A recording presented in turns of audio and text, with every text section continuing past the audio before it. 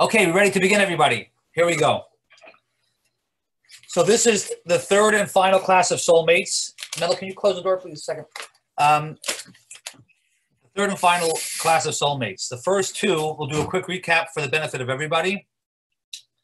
The first part, we talked about Bashert.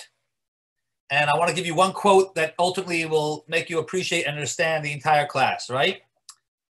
Here's a quote. I don't know whose quote it is, but look at this. Love is a connection in which happiness of another is essential to your own. That's really, when we think about trying to find a Bashert, I remember last week someone asked a great question.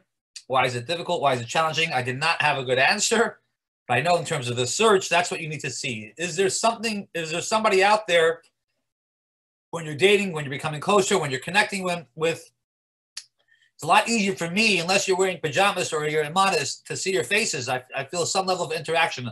Otherwise, I'm looking at a roll call. So just, if you don't mind, it's easier. There you go. And everybody looks wonderful. L'chaim, l'chaim.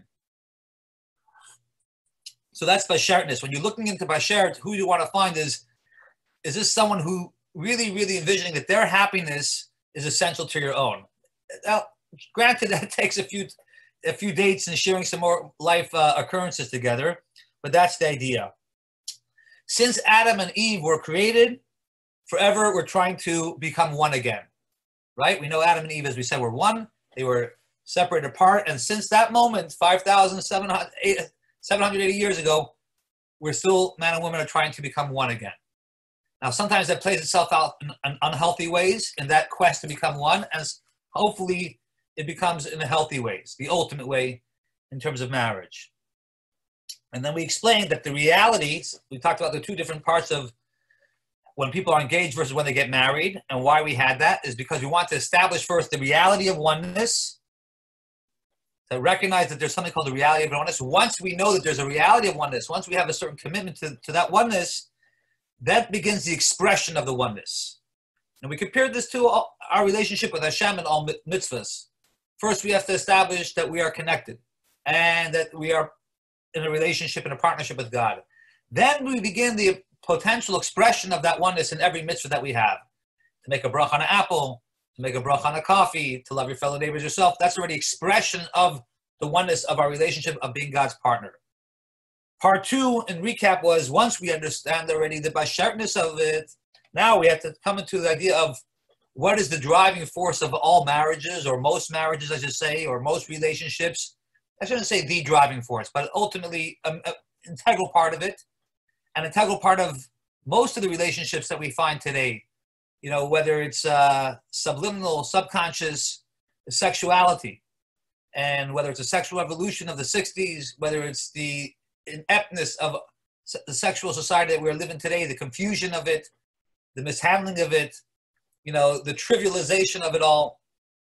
What does Judaism have to say about sexuality? We spoke about other religions that usually one cannot be with the other. If you are a spiritual person, if you're a monk, if you're a priest, you're a minister, then you can't really indulge in what we would otherwise know as the material appreciation of life.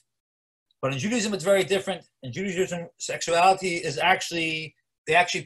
Judaism, spirituality, and sex actually pair well together. So that's the good news. Baruch Hashem. You know, like my father would say, someone asked him, say, Rabbi, because we're Hasidic Jews, we try not to we try not to touch any other woman other than the one we're married to. Some of you know this, that when someone extends a hand, we're not supposed to shake a woman's hand. We're not supposed to touch another woman. The only woman we're supposed to touch is the one we're married to. Now, sometimes this can be uncomfortable, and I certainly would not ever go, I do my best to make sure no one is ever embarrassed by this. So if someone sticks out a hand, if I think they're going to be embarrassed by that, I could avoid their embarrassment by my uncomfortable stringencies. But as a whole, that's our policy. Now, what is that idea? So one time, it was an individual asked my father, said, Rabbi, I don't understand. She extended a hand, you won't shake my hand. How do you have so many kids? So he said, listen, we are blessed with 12 kids, but it didn't happen through email. In other words, Baruch Hashem, sexuality in the home of all rabbis, ideally, is supposed to be healthy. Now, once we got into we also spoke about King Solomon that wrote the whole book Shir Shirim, which seems to be like a love thing, which was confusing to the beginning, and ultimately was used as a metaphor between the relationship of God and the Jewish people. We spoke about the Holy Temple, where we had the Holy of Holies. Once a year, the high priest would go to the ark, and on top of the ark was the cherubim, was a female, male cherubs that were embracing each other. So we see that, and that's where God communicated from. That was the very place where God communicated to the Jewish people. It was from that one place. So we see intimacy, sexuality done in its proper, respected way is actually a very holy thing. As a matter of fact, we also said it's an obligation of the man in terms of the woman's rights to have sexual intimacy in the proper time. And once again, we have the parallel in our own relationship, as we know the month of Elul is an acronym for Ani L'Dodi V'Dodi Li. I am to my beloved, and my beloved is to me. Once again, we see this relationship coming over and over again between a man and a woman, between man and God. We're not trying to hide it. It's very much part and parcel of our experience. And the more we can go ahead and be comfortable with that, the more actually we can advance ourselves in our personal relationships as well as our spiritual one. So this all leads us to tonight's final class. And tonight's class is really about a very, very great question. You know, first of all, let me just preface say that all our classes is all about relationships, as you know. And it's relationships in a way, ideally, I cater to the YJP community. But even if someone's married for 10 years, this class can apply for them as well. What is bashartness? What is the importance of sexuality? And in this class, the idea of mikvah. So even if you're not married yet, you think, why is the rabbi talking about mikvah and why is this relevant to me? It's a mindset. If you understand how Judaism approaches marital bliss in terms of a long-term game plan, then you can utilize those tools into your own search and your own life. So most people do not know what mikvah is. It's a very, very misunderstood, integral part of Judaism, integral part of mitzvah, and certainly integral part of marriage. And ultimately, because of its modesty, and its uniqueness of its mitzvah, so there was not a lot of it publicly, which created for more, I would say, rumors and ambiguity about the whole mitzvah altogether. So you're left with a lot of, perhaps rumors about mikvah, but not really understanding what it's all about. So I'm going to try to help dispel some of the misconceptions about mikvah. But more important, my goal tonight is not about, dispelling the misconceptions, but rather the value, the positive importance of bringing mikvah into your life, into your marriage, and why it's so integral. So just to begin, there's a joke. I don't know if it's a joke, but it's funny, where they asked, a rabbi, he said, you mean to tell me that for 2 weeks a month, you don't have relationships with your wife, you don't touch your wife, you don't kiss your wife for 2 weeks out of every month? That's crazy. So the rabbi retorts and says, and how often are you intimate with your wife? So he'll say, well, we're both working and the kids are acting up, and here come the excuses. The reality is I don't want to take a bet, and I certainly don't want to do any demonstrations, but I think that an average healthy Hasidic life that takes upon mikvah as opposed to not, they have their fair share of intimate times together. We'll leave it at that. The statistics show that there's something what's called, I don't know if you've ever heard of this, called a sexless marriage. What qualifies as sexless marriage? 20% of all marriages have sex once a month. That's 10 to 12 times a year. That's called a sexless marriage. Now, I don't think that's very healthy. I think obviously it should be a lot more than that. But at the same time, that's the good news. Those are the 50% of the marriages that actually make it for more than 4 years. The average marriage in America lasts 4 years and ends up in divorce. That's on average. There's a lot more weird and not positive statistics about marriage, but I don't want to make anybody more comfortable. The fact of the matter is that it is alive, it is well, everybody wants it, and it's possible to happen, and I think that should be the focus. And the focus should be is how to make it work, how to find the right one and how to make it work. So Torah has a tried and proven method for thousands of years, and it's called mikvah. Now, we'll get into the specificness of the mikvah and where it comes from and what type of mitzvah it is. I want to talk about its qualities vis-a-vis its importance and its value in a relationship.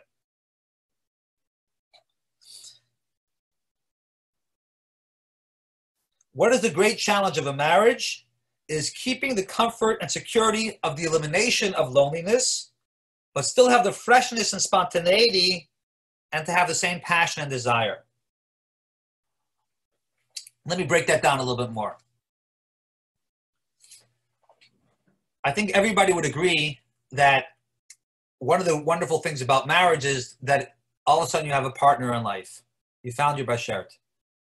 Whether it's to go to the movies together, not to go to the movies together, whether she goes with her girlfriend, you're watching football with your guys, the fact that you know that you have your partner in life will eliminate the loneliness forever.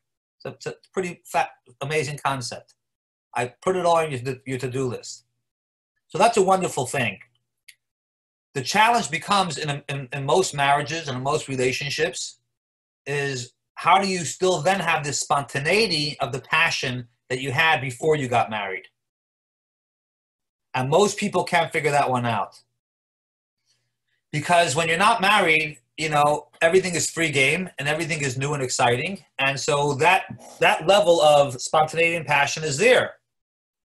The loneliness is there as well, sadly, but at least you also have passion and spontaneity. The best of both worlds is to have both. To have the elimination of loneliness, a partner in life, a stable friend, as I think we call it love versus friendship, a stable friend, and at the same time have a spontaneous, exciting, and perhaps even daring, relationship, both emotional and physical, in the marriage. To have it 10 years in, 20 years in, 30 years in, forever. It's possible. How is it possible? I'm going to give it to you in one-word answer, and then we'll talk a little bit more about it. Can you guess where I'm going with this, everybody? The one-word answer is mikvah, the mitzvah of mikvah. So let's talk about what that really means. As I said, there's a lot of misconceptions about it, and so we're going to try to dispel some as well.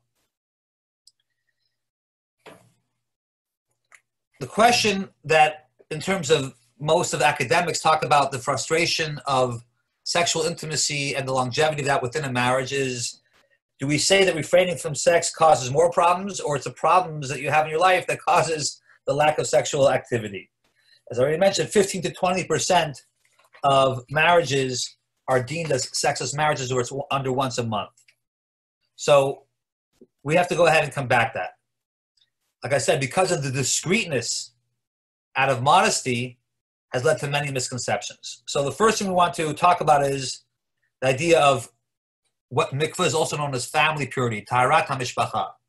That's how it's known, as the mitzvah, taharat hamishpacha. The question is taharat hamishpacha, for lack of a better definition, means that the purity of the family, the sanctity of the family. It's not the sanctity of the woman. Yes, she's the one that ultimately goes to the mikvah, but it's not about the woman. It's about the entire structure of the family, the husband-wife unit, as well as the entire family as a whole. So it's the first thing to understand. The second thing is that when we talks about translation from Hebrew to English, it's a very, very poor translation. Purity versus impurity shouldn't be confused with clean and dirty. It's not at all what it means. As a matter of fact, we know that the woman, way before she goes to the mikvah, she can take a shower. It has nothing to do with someone not being clean or hygienic. That's part of the misconceptions that we should get rid of right away. We have a problem with translation. So what do we mean when we say, tameh or tahor? So a little bit of background is necessary. Back in the day, by the first and second temple, there was a concept if somebody touched the ark type of impurity is if someone passed away, someone was dead. And if you touch that, you had to, remove yourself from the community for 7 days and go to the mikvah, and then you were allowed to go ahead into the temple to give offerings. Why? Because a place like the temple where God resided in a more overt way should not be confused with something as death, which is the opposite of life. The temple represented life. Impurity represented something that touched death. Those two don't go together. Let me break that further down so you have a deeper appreciation of this, which you can be used practically in every aspect of your Jewish life and every life. What is the problem of not doing a mitzvah? What is the trap, perhaps, of not doing the mitzvah? And why should you concern yourself about not doing a mitzvah? In the Hasidic thought, the reason why we do a mitzvah and the reason why we should avoid violating a mitzvah is not because you're going to get pie in the sky. It's not so that after 120 years, they're going to give you a nice, courtside seat. That may or may not be a byproduct of your good behavior. But what is the real reason that we do a mitzvah? because God, who created the world, asked us to do a mitzvah. God is the giver of life. Let me stop for a second. I forgot to wish everybody much health and happiness in this still weird time that we're living in. It's nice to escape it and let it out of our mind. But when we talk about health, it comes right back to mind. So God has given us all enough health. Enough health to figure out how to use your Zoom. I'm still working on it. And enough health to go ahead and listen and learn Torah here on a Thursday night. So God is the giver of life. Every time we do a mitzvah, we attach ourselves. Mitzvah means tzafsa, to connect. Every time we do a mitzvah, we attach ourselves to that life force. Anytime we do the opposite of a mitzvah, we detach ourselves from that life force. Even if it's just a little bit. So think of the 613 mitzvahs like a rope with 613 strands. And every time you do a mitzvah, you strengthen one of those strands. And every time, God forbid, you do an aveira, you loosen one of those strands or you sever one of those strands. So when we think about mitzvah as a life and attachment and not mitzvah as, so to speak, the opposite of life and attachment, let's take that into the conversation of purity and impurity. So when we talk about purity and impurity, we mean it more in terms of life versus the opposite of life. So in a very technical way, we can say the follows. By the way, the only aspect, interestingly enough, that still holds of any biblical command with issues of purity and impurity, this is 2,000 years after both the first and second temples were destroyed, is in this mitzvah of Taharat HaMishpacha. We don't have it anymore because the temple is not around. This is the one remaining place where, once again, I take you back to the part 1 of class, 2 of class, and now 3 is in the space of intimacy. Once again, we find ourselves talking about the most important things and the most important aspects in Judaism. So when a woman goes through a menstrual cycle, and after that she waits 7 days, she goes to the mikvah and she reunites with her husband. For all the technical details about menstrual cycle, you can talk to Shifra for your Kala classes. It's not really my specialty, my specificness, so I'm just going to keep it really short for the class. But the short of it is like this. The idea of a menstrual cycle means that it didn't have the opportunity to utilize the egg, which would be fertilized within the uterus and ultimately become a fetus and become pregnant and become a child. So menstrual cycle means that opportunity was not there. And going to the mikvah after that fact is the opportunity for that to be there all over again. So going to mikvah and coming out of the mikvah represents the opportunity of rebirth, the opportunity for life again. So till you go to the mikvah, that chance is not there because the woman is menstruating. After the mikvah, that chance is again. So the most reflective opportunity that we have to emulate godliness, as I said in class number 1 and 2, is to procreate. And once again, the way to do that on the highest optimal level is the opportunity is right after the woman goes to the mikvah. So it's again, intimacy in Judaism does take a lot of space, does deserve a lot of attention because it is integral and spiritual part of obviously our world and our society to move on. And Torah doesn't run away from that. We're not scared of that at all. We're not scared of any of these things. We embrace it and we talk about it and we learn more about it and we try to educate ourselves through it as much as possible. And in this class, as we already started, there are different aspects of it. I don't know if we'll get to all of it. There's the technical aspect, the halachic aspect. Some I shared with you already, and some of the more spiritual ones we'll get into. So now that we've established that it is not about... Yeah. Another important aspect about mikvah I want you to know is, as many of you know, I've done officiated a lot of weddings. 90% of the weddings that I officiate, at least 90%, are not Orthodox. People who are not Orthodox at the time. Most of them were never Orthodox. Some of them may have become since I married them. I don't know. I'm not very good at follow-up. But why am I telling you this? Because one of my prerequisites that I officiate any wedding is that the woman learns with Shifra or a Rebbetzin that she's comfortable with. You know, the laws of mikvah. She has to go to mikvah before she gets married. There has to be a proper ketuvah. And of course, we have to check out the lineage. So those are 3 major requirements that I have in terms of officiating a wedding. And many of the people, while they're not kosher, they're not Shomer Shabbat, they're not observing of Torah mitzvot, but they're moved by this mitzvah of mikvah, so much so that they continue to do it even after their wedding. And they may not have a kosher kitchen, but mikvah they take on. And you'll soon see why, because this mitzvah is a very powerful mitzvah, especially when we talk about the relationship between a husband and wife, man and woman. Okay. So now we understand that mikvah, now that we've established that it's not about being clean, but rather it's a spiritual state of readiness and receptiveness for the divine flow and energy, blessings, and potential for more life. That's really what mikvah represents in its one-sided form. So even though the temple is not here, as I mentioned, this is the one place that we still find this level of intimacy. Now, mikvah, just so you know, is what's called a chok. There are three different types of mitzvot in the Torah. Chokim, mishpatim, and edut. Three different types of mitzvot. One mitzvah is, or mishpatim is a mitzvah that's what we would know by ourselves. It's like judgment. Someone kills, someone steals. These things we know you're not supposed to do. But there's still a mitzvah even though we'd understand it by themselves. Edus is a type of mitzvah that the Torah tells us God rested on the seventh day and therefore we should have Shabbat. Now, without the Torah telling us we may not know this mitzvah, but since the Torah tells us, we go ahead and appreciate it and we get it. Then there's a chok. Chok is a mitzvah which doesn't have any meaning. Which doesn't have any understanding. Obviously there's meaning and we can do our best to understand it, but it's called a chok. It's a mitzvah that we do. Like, for example, you probably didn't know this. You know, kosher is a chok. That's right, kosher. And yes, there's a lot of reason that pork is bad for you and it's very high in fat. Those are all true. It's okay to still try to understand why we have kosher. And the more we understand, there's many books on kosher. But ultimately, it's a chok. Now, we're going to give a lot of reasons. I already gave many for mikvah. But it's important to understand that it's a chok. And why is that important? And what's the value of a chok? You would think that to understand rationally with our own brain anything is better than just doing it robotic. Yes, from one side, that's true. But there is something that's beyond that.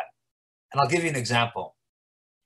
And I give no examples of my own personal life because Shiva could be jumping on the Zoom call any time and I don't want to get in trouble. But I'll give you an idea that could have happened. We'll plagiarize the story. And this is the idea of chok. So if you're lucky enough, Baruch Hashem, I bless you all, take this moment, in the spirit of the Rashbi, we celebrated Lag BaOmer, I channel that energy to all of you, to find your bashert this year. If you could do it during COVID-19, if you can figure that out, God bless you, let me know. I actually had two different couples that told me that they got engaged. They met beforehand, but they got engaged during COVID-19. So you should have all the blessings and to find your bashert right away and let me know. When you are blessed to be in a relationship, and this is more to the guys out there, and the woman is blessed to be pregnant, and she wakes up 3 o'clock in the morning, or she's not sleeping 3 o'clock in the morning because she's uncomfortable, because she's not feeling well. And she tells you, I need you to find a 24-hour open store. It's harder to do now, but you may be able to do it. I need you to find a 24-hour, and I need a bag of pickles. You think the guy's going to try to be rational and have a rational explanation? That's 4 o'clock in the morning, you're not even hungry, you're not even tired, and you hate pickles. Now's not the time to be rational. It's a chok. She needs something. She asked you for something. You're her partner. You're running for the keys. You're running in the car. You're going to go ahead and shake anybody down for as many pickles as you can and bring back the pickles. Maybe not the best example, but I think you got what I'm trying to say here in terms of a chok. You know, when she says, I'm bleeding from my finger, would you get me a Band-Aid? You don't need to think about why she needs a Band-Aid. But when she says, I want a bucket of ice cream at 1 o'clock in the morning, and you know, she doesn't even like that flavor. So there is a very certain power in the mitzvah, in mikvah, more than other types of mitzvot, because it's beyond your own rationale. So at this point, I want to we'll do a little share here, and let's see if I can find it. We're going to go right to text number 7. Hang on a second. Rega. If I could find it. No, not it.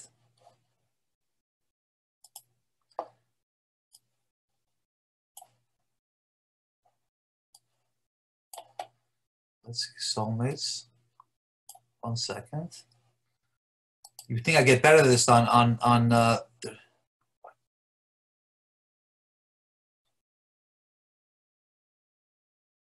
here we go. Okay. No. Share. Tov. Okay. All right.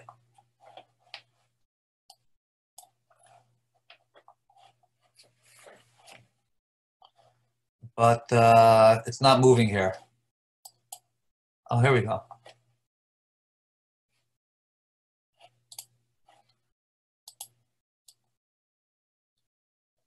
Seven.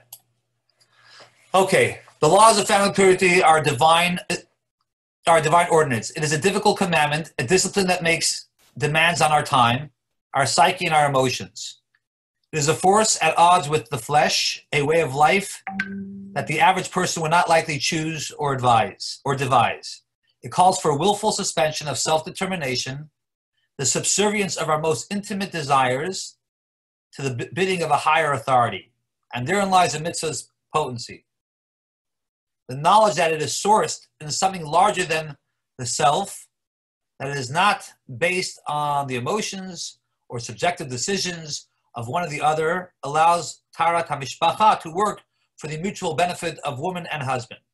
Ironically, this unfathomable mitzvah reveals its blessings to us more than almost any other in daily palpable ways. Its rewards are commensurate with the challenges and its observance. So that's an important thing to appreciate. What do we talk about rewards and benefits? I don't want to, use a popular term, friends with benefits, but when we talk about rewards and benefits with mikvah, we could say this. Everybody knows the concept of abstinence makes the heart grow fonder. But there's another idea as well. From Proverbs, there's something called forbidden waters taste sweeter. Mayim genuvim taku. So remember that the premise of the class, at least in navigation, was to talk about these two different competing ideas. One is the elimination of loneliness, or the consistency of having friendship, companionship, which ultimately is certainly a big driver in the benefits of marriage. But we seem to lose the spontaneity and the excitement, in that process. So how do we get both? When we have mikvah, there's something called the reward and the benefit of when you can't be intimate with your partner for 2 weeks, you're forced to take on new conversations and new dialogue that would otherwise perhaps not be there. Not because you're incapable of having a conversation, if you're able to, physically be close to your partner. But, to hug someone is getting 1,000 words already out. With one hug, you can express what you're feeling. And which is nice. That's the beauty of a hug. And thank God we should all be blessed to have that. But if you're only hugging and you're not using 1,000 words to discuss how you're feeling, that's a problem as well. So emotional intimacy is what's being created when you're not physically with someone, and emotional intimacy enhances the physical intimacy. So this is a tremendous, I may have mentioned this in the first class, Dr. Ruth Westheimer, a famous sexologist, she had told my father, even though she was an atheist, that the most brilliant thing that the rabbis did was come up with the idea of mikvah and taras mishpacha. Because couples are forced to go ahead and talk to each other in the way that friends can without any of that sexual tension. Or maybe the tension is there, but it's not happening, so you're forced to upgrade your game. And the flip side is, as we say in Proverbs, Mayim genuvim taku. The fact that she's forbidden right now makes her only more desirable. So what happens? So that when she does come from the mikvah, all of a sudden you have the benefit of both. The desire and the passion and the spontaneity, so to speak, because it's not just a rote day in, day out, when you're both feeling on it, or you're going to calendar this. No, you have a whole different experience. So now you can see already where we start to answer this question of how seemingly many marriages outside of this experience is failing on both fronts. They're failing with the spontaneity of it. They're failing with the best friendship of it. Everything's just... So all of a sudden you create a space, a separation space, that forces everybody to go ahead and appreciate each other in a much more profound way. I'm going to go share again. We're going to go to text 10 and 11. Rega.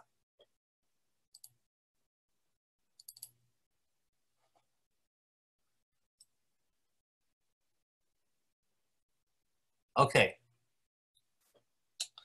10 and 11 is a place that's familiar to me because this is, again, what we talk about under the chuppah. This is blessing number 6 and 7. So we say, Samach to Samach Re'im Ha'ahuvim. Re'im means friends, Ha'ahuvim is lovers. We asked the question at the beginning of the class, how can we maintain this idea of both friendship and lovers? To have both the consistency of a friend, the elimination of loneliness in our life, at the same time the excitement of lovers. Grant abundant joy to these loving friends as you bestow gladness upon your created beings in the Garden of Eden of old. Bless you, God, who gladdens the groom and bride. Okay?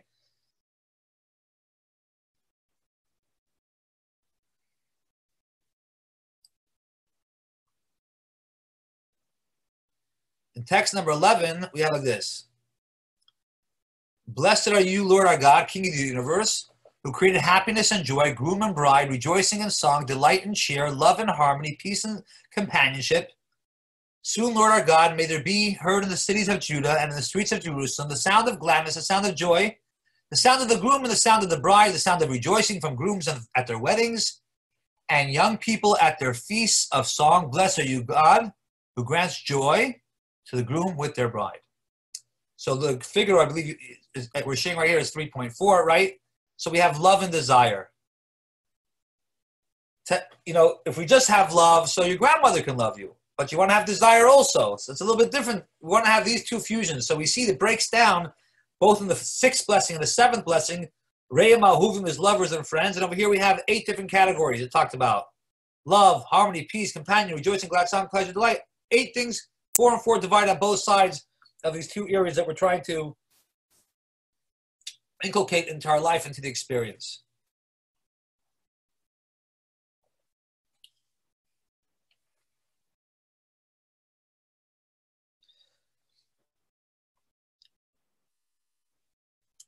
Now I want to get into a whole different conversation. This is more of the technical part that I share with you of the value of mikvah and how that plays into the love/spontaneous friendship that we can have moving forward. Again, like I said to many of the people, the young adults out there, it's not something that you should file away, that when you have kids or you're a year into marriage, what you should bring it to. Understanding the healthy relationship of a man and woman in marriage, well, I certainly believe will help you view and relate and connect and look for with proper eye spectrum in terms of your connection and your partnership. Let's continue to text 14, 15, and 16.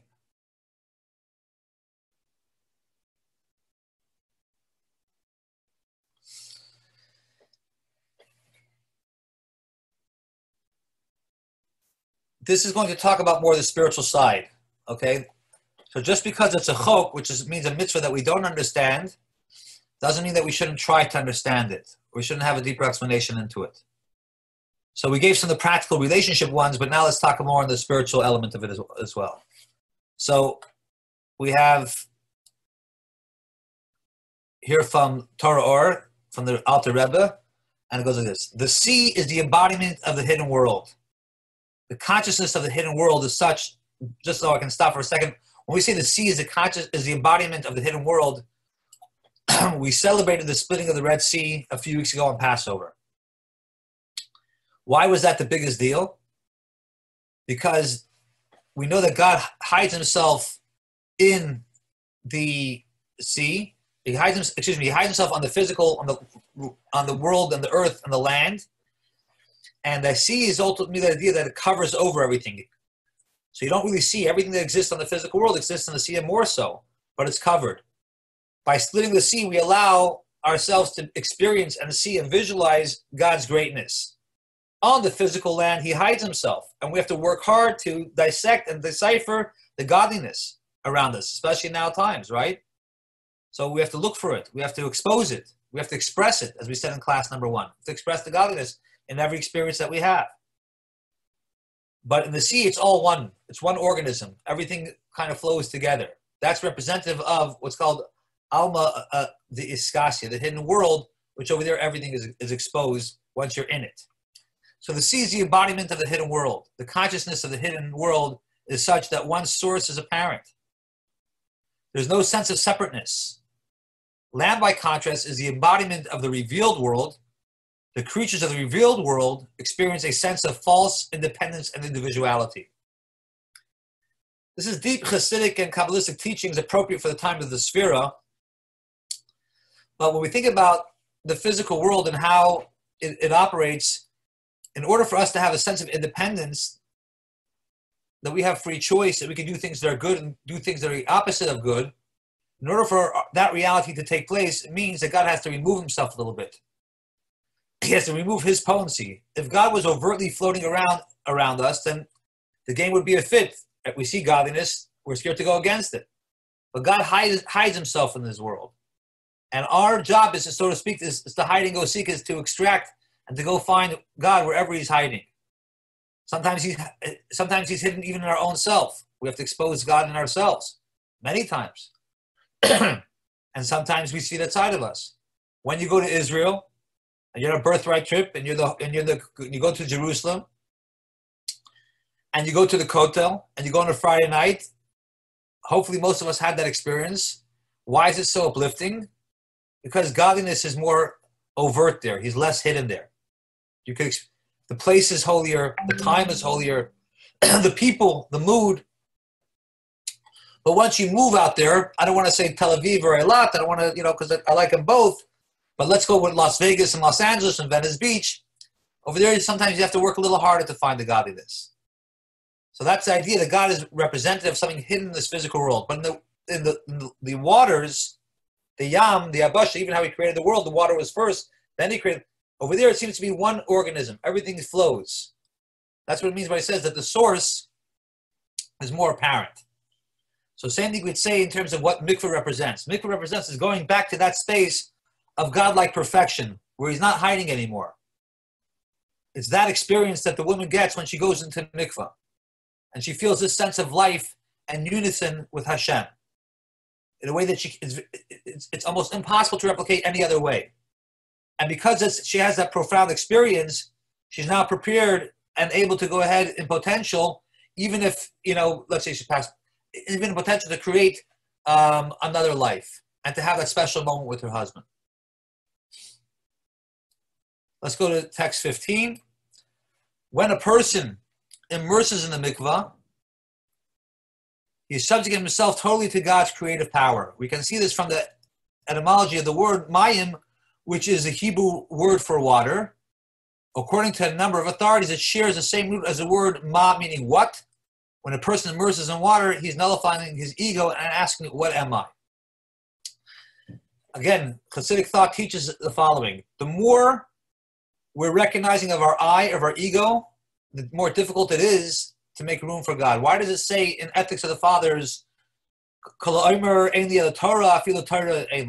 says I'm nothing but Torah, he doesn't even have Torah? Because if you're making so much noise about who you are and what your space is all about, there's no room. There's no room for God to give you a download of a spiritual infusion, because you're too full of yourself. But once someone's humble and someone's bittul, no matter, they can be a great person, but they themselves are humble. They have a certain humility. Once you have that humility, then you are able to go ahead and receive all the blessings. So this is what we talk about in terms of Mayim, has idea of ma, which means what, which is reflective of the highest sense of selflessness. As long as you can still ask why or what, you're putting yourself in a position and recognizing that there's more you still need to know. That takes a little bit of ego, to take away the ego. When you're in a class and you want to raise your hand and say, teacher, I don't know something, it's hard to do. You have to remove your ego to do that, right? But the one who's not embarrassed will end up knowing, will end up appreciating. Why? Because he doesn't have the ego that gets in the way. So I want to do a final one, 16, and then we'll open up for discussion and we'll round things up. The mikvah personifies both the womb and the grave, the portals to life and afterlife. It's on a side note, last week, I had done it, is it last week or this week? I can't remember. No, it was this week. Oh my God, that was terrible. It was this week. I did a funeral on, today's Thursday, I did a funeral on Sunday. and a bris Zoom on Tuesday. And I talk about the life cycles. So in both cases, at least in terms of, conception, we have mikvah, and we also have mikvah when it comes to tara. When someone passes away, there's a tara, there's a mikvah process before they're put into shrouds and they're buried. And as we explained earlier in the class, ideally before a woman conceives, at some point she's going to the mikvah before then. So the mikvah personifies both the womb and the grave, the portals to life and afterlife. In both, the person is stripped of all power and prowess. In both, there is a mode of total reliance, complete abdication of control. Immersion in the mikvah can be understood as a symbolic act of self-abnegation, the conscious suspension of the self as an autonomous force. In so doing, the immersing Jew signals a desire to achieve oneness with the source of all life, to return to a primeval unity with God. Immersion indicates the abandonment of one form of existence to embrace one infinitely higher. In keeping with this theme, immersion in the mikvah is described not only in terms of purification, revitalization, and rejuvenation, but also, and perhaps primarily, as rebirth. And because, as we explained throughout the series here, the rebirth of one person, spouse, is also by definition the rebirth of the other. It's not that she has a rebirth and he doesn't. She represents the rebirth and brings that into the family structure, into the family experience and unit. And that really covers everybody. So when we talk about from bashartness to sexuality to how to sustain this idea of both a long-term friendship as well as a spontaneity and excitement and the daring passion that we can still have, for those of you who've been married or will or have any experience with marriages, if you are abstaining from being with your wife for 2 weeks, you can only imagine the excitement of what it's like to be for the 2 weeks that you can be together. Every month becomes like your wedding night, and afterwards can become like your honeymoon. Now, how many people can really, really get to say that in year 11, 12, 20 of their marriage? So somehow the rabbis knew something that today's society still can't figure out, is how to create this experience. On both terms, you're going to talk to each other as friends. You're going to elevate your relationship. You're going to up your emotional game between each other, which only enhances the experience of your physical game, so to speak, with each other. And it's a very, very unique and special mitzvah dedicated, and the vision is in terms of two people creating life together. That's the premise of it. In other words, even if it doesn't play out that way for one reason or another, that you can't have a child every month, but in potential, that's what it's reflective of. That's what it represents. That the highest experience can lead to that is a huge thing. And even if it doesn't lead to that moment, at least you have that opportunity to replicate that and be in that moment and be in that experience. To be godlike. To elevate ourselves to be greater than ourselves. To be ourselves is not a big deal. You were born who you are. That's not what makes you great. What makes you great is when you can figure out how to be greater than yourself. That's what marriage is supposed to be. That's what marriage is supposed to offer us.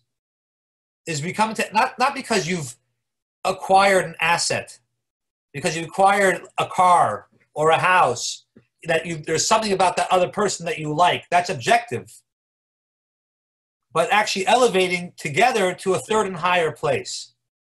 If someone is pretty, or someone is tall, or someone has good taste, or someone has good flair, or good style, or a nice bank account, those are all things that you like. And if you don't like them anymore, or if they don't have them anymore, where's the relationship? But as we said, if you're connected to the other person because of who they are, not what they have, then all the other stuff is extra.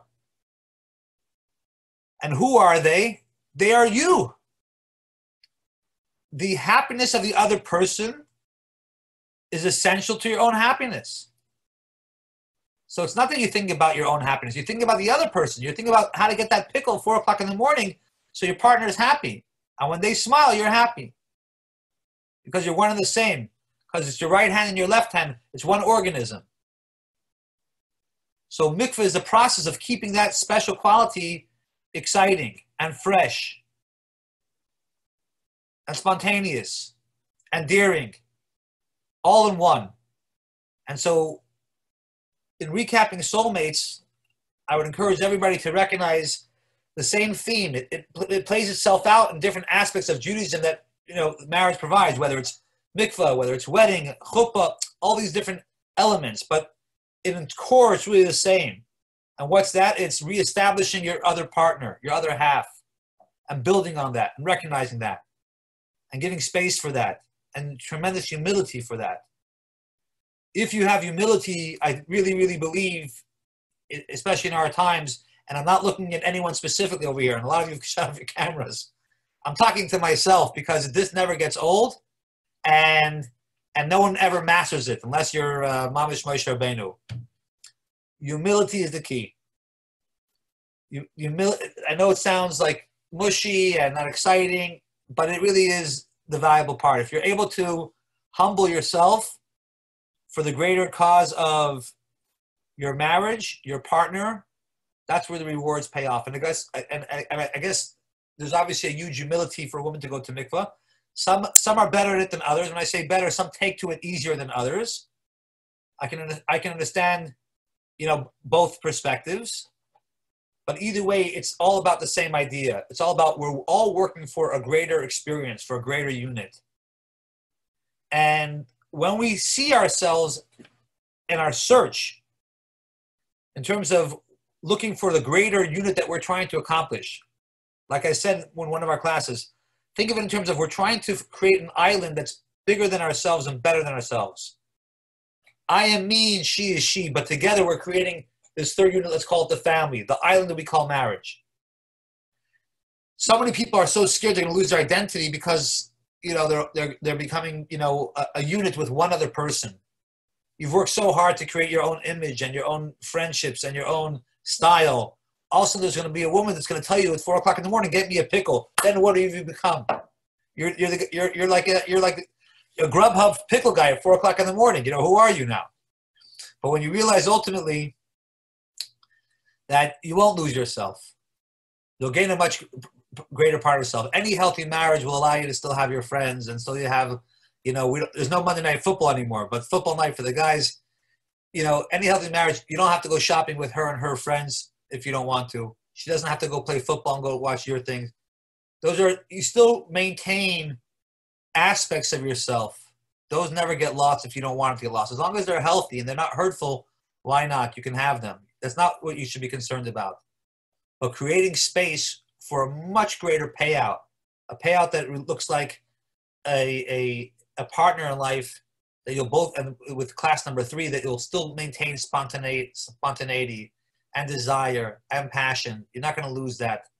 The way, sadly, so many others in the secular society have lost it, even in marriage. So Torah has some great wisdom, some great teachings, and as always, I'll conclude with a blessing, and then I'll take off the mute, and we'll open it up for questions. I wish everybody, you should find your soulmate. You should express your own soul to a high level, and when the moment of humility is called upon you, you're able to tap into that as well, because that's going to be key. And if I could be of help in any which way, shape, or form, please let me know. I also just want to say a couple announcements. We're all adapting to this new crazy world that we're living in. And as you can imagine, for Shiv and myself, forget about the fact that we have all our blessed 9 kids at home. Don't tell anybody, even though I'm recording this, I'm kind of done with all that. Like, if they can only go back to school, I'd be okay with that. But, in other words, we've enjoyed the love and the moment of all getting to know each other better. 2 months is, good. But looks like they're not going to go back to school, and they may not go to summer camp, so we'll figure that all out. But that's the least part of my issues. The hardest one for me was, my whole life I was trained to hang out with you and to minister to our young adult space. And when that stopped on a dime, as you know, we go through 10,000 young adults a year through the Chai and YJP, and it didn't trickle down. It was a light switch, 10,000 to 0 in one night. pretty much. That's when it all stopped. So after 3 days of really going, nutso internally, you didn't see me running around, on Coolidge Corner, the end is near with a sign. But in my mind, it was definitely scattery and worrisome. But, we're all resilient, and God gives us all the tools that we need to get through anything in life. And it did only take me 3 days, and I realized, look, Hashem has a plan for all of us. And that also takes humility. We don't know how things are supposed to go. I don't know how things are going to go tomorrow or a week from now or 3 months from now. Will we have high holidays? What will that look like? What's it going to be? Will it be outdoors? Should I find a parking lot? Will it rain? I don't know. So we're in the humility phase anyways right now. So it's a good time to practice that. And I also understood this is what Hashem wants, to go deeper inside internally, spend more time in my own avoda and learning and davening.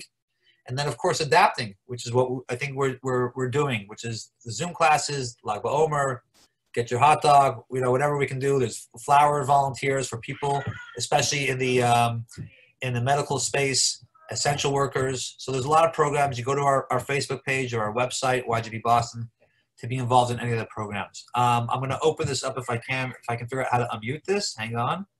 Participants. And, okay. By raise of hands, if you have any questions, I will take it. Any ones you want. Yes, Ben. Go ahead, Ben. Hi, Rabbi. Hi, Rabbi. Can you hear me okay? I can hear you. Okay. So, for one, thank you for organizing this and for speaking to us. It's been a pleasure.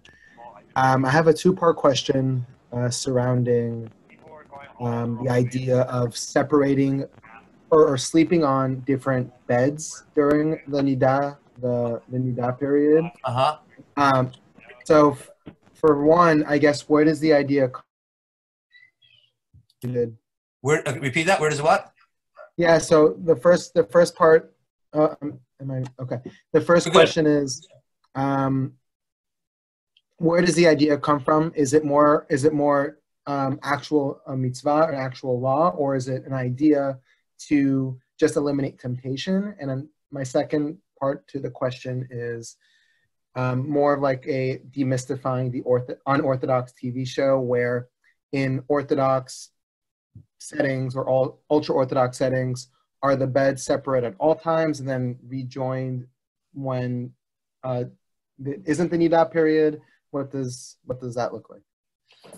So to make things easy, first of all, to your first question, it is a biblical commandment. It's not a rabbinic one. Mikvah is, if you climb the Sada, you'll notice that they had mikvah way up there.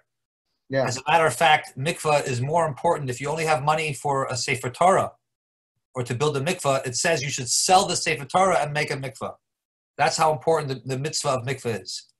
And like I said, you can go to obscure digs all over Israel. Even on top of Masada, they managed to go ahead and build a mikvah there. So that's a very important mitzvah, and it's biblical.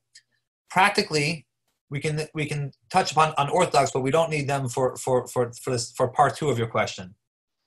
Because in most healthy situations, about 2 weeks a month, the man and woman are not together. So we have 2 beds in the bedroom. They're 2 separate beds. And that's what I have in my room. And that's what most people, who practice mikvah laws have 2 separate beds. And so that when you're not together, hold on. So when you're not together, you have your own bed, and it makes things real easy.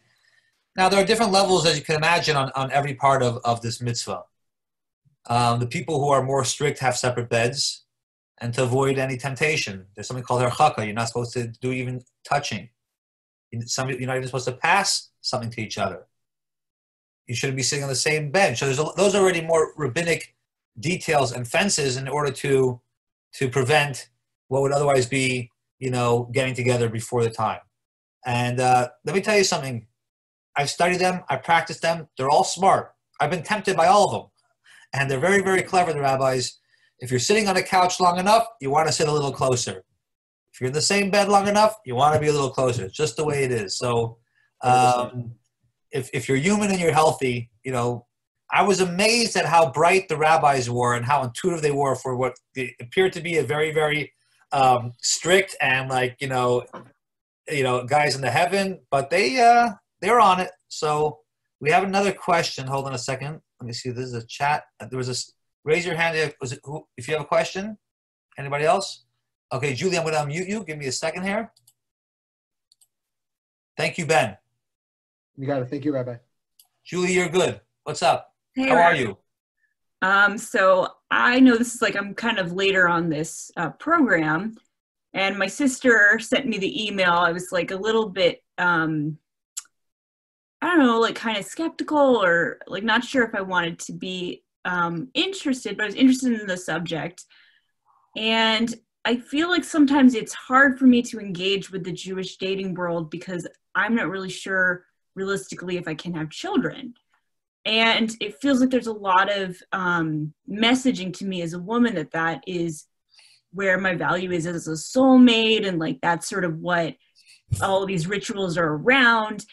And I'm trying to have the openness to like God and relationship, but I feel like I'm getting this message that who I am isn't good enough. And I'm wondering if you could speak to that, if there's like other women listening in who are feeling that same thing as well, maybe. Okay, so first of all, Julie, thanks for joining the class, and thanks for pushing through even your inhibition of not wanting to join the class and doing it anyways. Mm-hmm. That's the first step in any level of progress and advancement. So I recognize and could appreciate from what you said it wasn't easy. And so thank you on that part.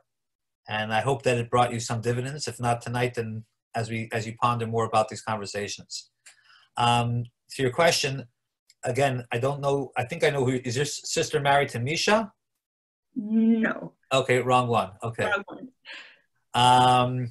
In any event, I don't know your certain situation in terms of having kids and not having kids. If that's a physical thing, a medical thing, be it as it may, let's assume that's the case. And if it's not the case, you should be blessed to have everything that your heart desires. Okay. Mm-hmm. God created the world. And he created the world. It says, Kol man da'av Rahman l'tav avdin. Everything he did was for good. Mm-hmm. Sometimes we get to see that goodness, and sometimes it's harder to see that goodness. So while many, many ritual and practice, and I'm not going to, whitewash this or sugarcoat it, in Judaism is based around the family, we know that it doesn't have to be limited to that. And I, for one, that work most of my time and most of my life in the young adult space, mm-hmm. which many people do not have family, yet there's many, many opportunity for them to connect. But certainly the optimal experience is to be married and to have children. And if you can't have children, but at least to be married. Mm-hmm. And if you can't be married, you're still a human being, you still have a soul, and you still are a part of God.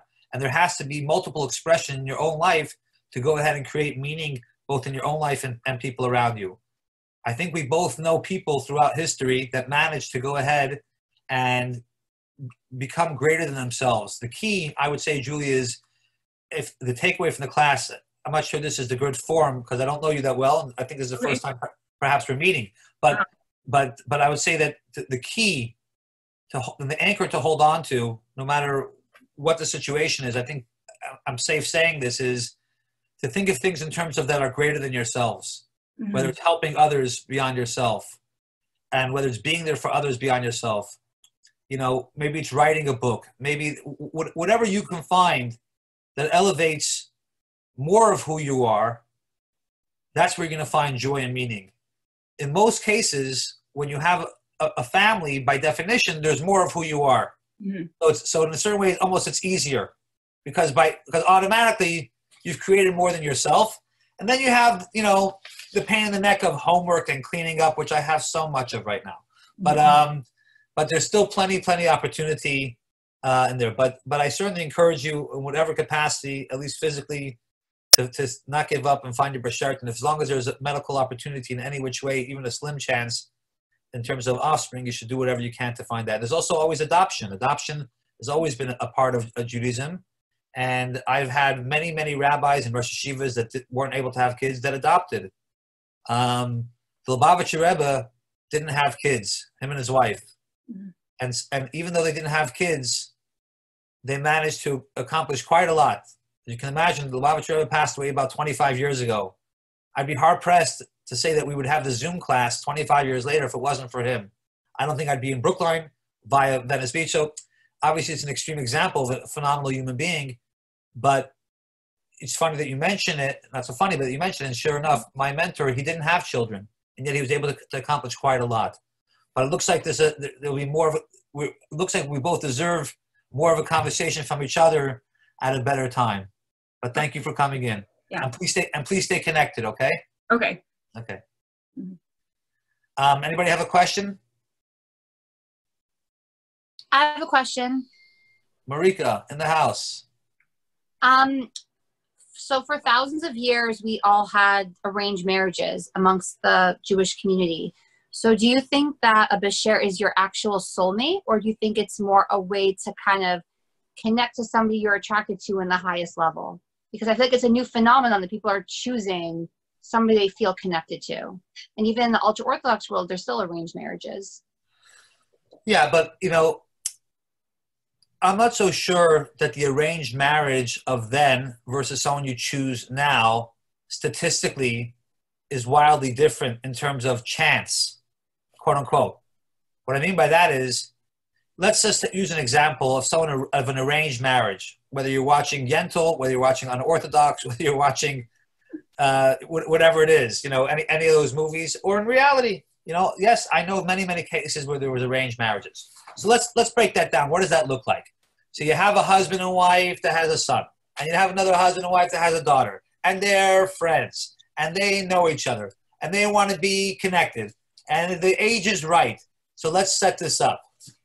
So for those things to be in place, how many Friday nights have you been where I joked about how me and Schiffer met? That her father and my father were best friends, and they decided if one has a son and one has a daughter, they'll marry. I always make that joke because that's not how it happened. But let's say it even did happen that way. For that to happen also takes a sequence of bashartness to actually work. So in many, many ways, I'm not so sure that that's statistically less of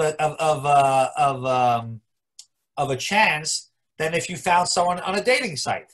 In other words, how could it be that my father was friends with her father and a boy was born old enough to marry the girl that was born? What if she had 7 boys? And what if her parents had 7 boys, there was no girls? Then we wouldn't have been a match. The fact is they did have a girl. So there's a certain sequence of God intervention, as it was, that allowed for that process to take place.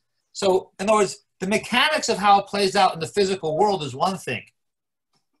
And who are we to say how that mechanics plays out and how it manifests is any less divine than if 2 people make a shidduch for someone that works, or you find someone at the Chai Center that works, God willing.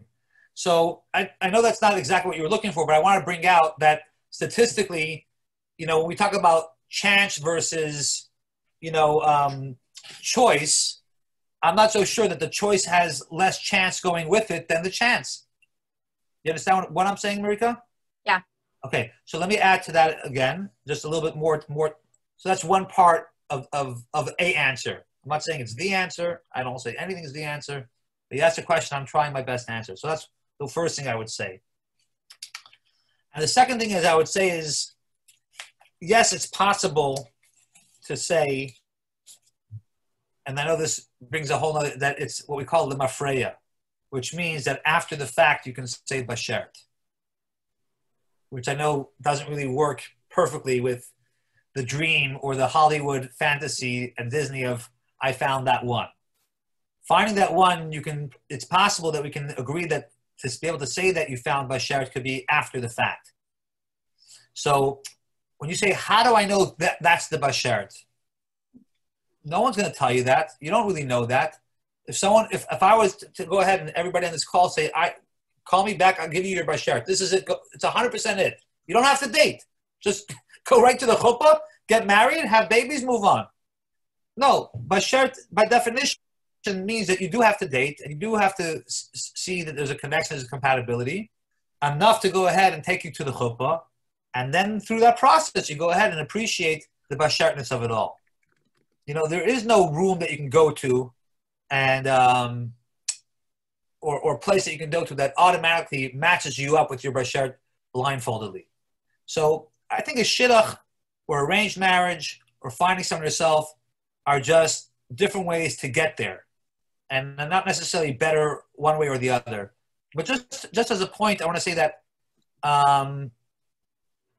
that I personally find the shidduch thing the best way. And this is someone who's very familiar with all the social, hookup sites, not personally, but because of what I do, and dating sites, and I've seen all the insanity that comes through those worlds. To me, the best system is a shidduch system. Not arranged marriages. I don't think that's a good system, but I think a shidduch system is good. A shidduch system, essentially, as you know, is like a blind date. Arranged marriage is not something that I can support. Although I've met many people where they're happy that it works, but that wouldn't work for me. I'll leave it at that. I see there's some chats here, and some people are okay.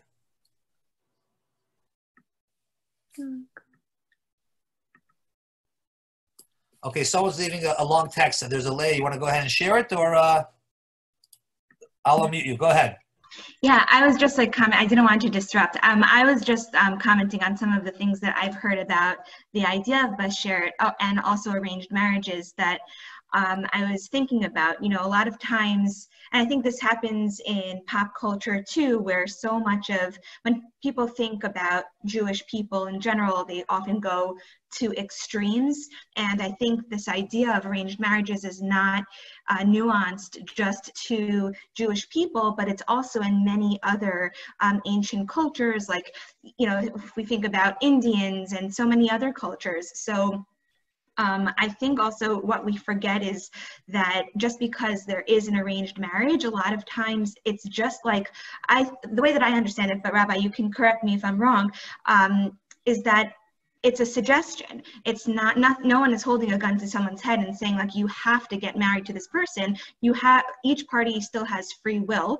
And if it's not considered a good match in either one of their opinions, then no one is obligated to go through it. Correct? Correct. But but at the same time, let me say this, and maybe unorthodox is the precipitous of these types of conversation. There are places that exist and communities that exist where the arranged marriage, while you could say no, is very, very difficult. I personally know a lot of friends, much more than any of the cast members or even the directors of unorthodox, that personal friends of mine who are in Satmar and left. And some of them are not religious today. Some of them are breastlive and took different shapes and forms. I've lived in Brooklyn for 5 years. I have an extensive array of friends from all different walks of life. Some very not religious, some married Asian girls living in Hong Kong with 2 kids for 5 years. I had a very, very eclectic class and appetite of wonderful, wonderful friends I'm still in touch with today. So I'm very familiar with their culture. And there's no question about it, at least in my opinion, there is an element of rigidity that's too rigid. It's certainly too rigid for me. And when they bring a guy and a girl in a room, and he's 19 and she's 17 or 18 and 20, whatever, is very, very young, and both sets of parents are in the room next door, and they're on the stopwatch counting down 20 minutes, while these two people for the first time in their life are sitting opposite in opposite sex, it's very intimidating. And they know the buildup of what both parents want. And for either of them to go back into them and say, nah, I'm good, never mind, let's see what else you got. Tough to do that. So, I do think that, I do think there could be some, as it were, reform a little bit on that front. But at the same time, that's an extreme case. That's even within those insular Hasidic worlds, that's an extreme case. Most of them are shidduchim. And shidduchim is suggested, like you said. It's very different than arranged marriage, where like we're putting you in front of another person and we're expecting you to pretty much say yes. And they're not serial dating in those circles. I was 27 when I got married. By Hasidic standards, that's considered late. I started dating at 23, so it's 4 years that I was dating different girls. Some did work, some were better, some were close, some didn't. Ran the gamut. So the choice, there was choices, and I was very much a part of all those choices. And like every person on this call, there is pressure.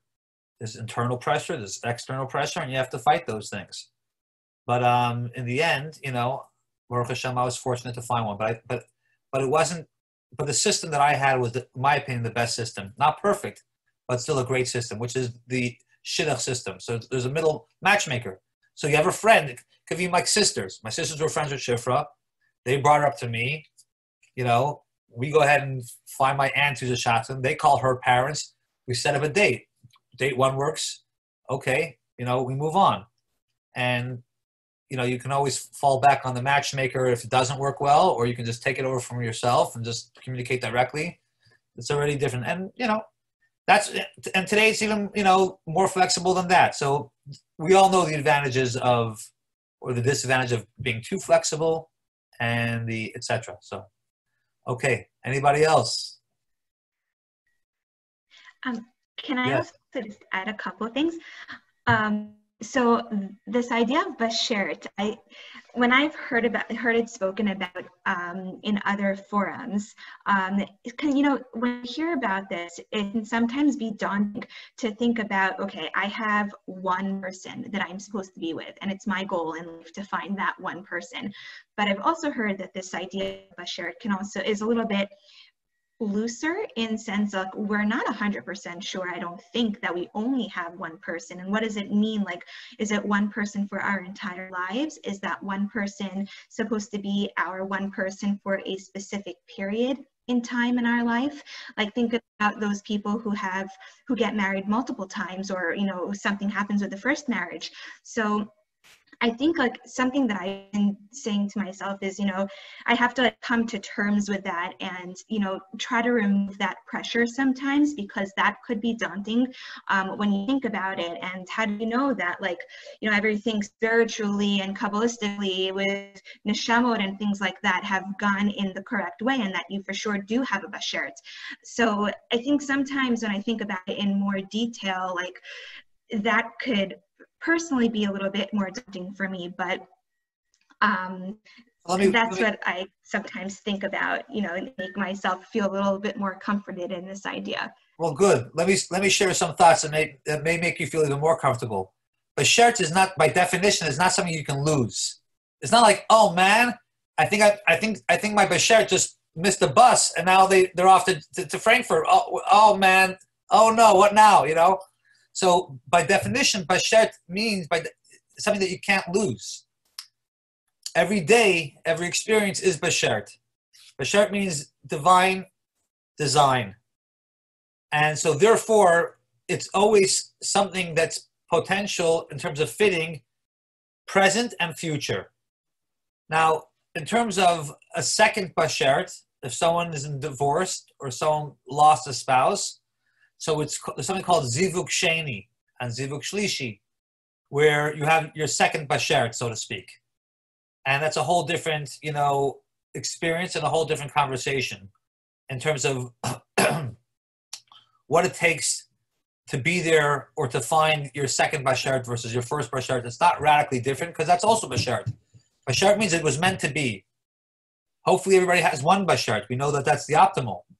But if it wasn't meant to be, God willing, there's a second bashert. Bashert, when I use it in the class, is vis-a-vis in terms of relationship and marriage. So, you can say, it was bashert, I missed the train, right? Bashert means that everything's supposed to be exactly the way it was meant to be. We use that idea of bashert, as finding our significant other. So, yes, we should maintain that level of focus in terms of our significant other that it's meant to be. But what is it meant to be for? Everything is meant to be. The whole world is a perfect design of God's greatness. So when we talk about a relationship and our partner in life, we talk about, at least in our classes, soulmates means what's it meant to be for. So to have an openness of the bashert is step one. And to recognize what you're trying to achieve, is step two. And how it works and how it plays out and how you can keep it fresh and exciting is step three. And that's where the class 1, 2, and 3 came in. So first understand that there's a bashert is real and God is real. and he has a special plan for each and every single one of us. And we have to stay open and make whatever moves we can to advance that process, whatever that may be. You know, I think for every person knows in their own heart, their own soul, how they can advance themselves as a human being. Let's be honest with ourselves. We, especially nowadays, where we have a lot of time, or more time than usual, who could ever say a statement that they cannot better their game today more so than they were yesterday, or tomorrow more so than today? I can make you a little mishuggah and say that we can do that from hour to hour, but I don't want to make it too great. But certainly from day to day, so we all can be better, whatever that means. Run more, eat less, learn more, talk less, talk more, jump less. Everybody knows in their own heart what it is that what qualities that they need to work on. Isaac, take care. I just got your. Take care, Erica. Good to see you. I hope that helps in terms of answering a little bit. Okay, Chevra, great to see everybody. Laila Tov, it's been fun. It's been real. Maybe we'll do it again. Thinking about maybe a Shavuot class for Matan Torah, so stay posted. All right? Take care, everybody. Good to see you. Thank you so much. You got it. You got it. Good night, everybody. Good night. Thank you so much. Pleasure, everybody. Thanks.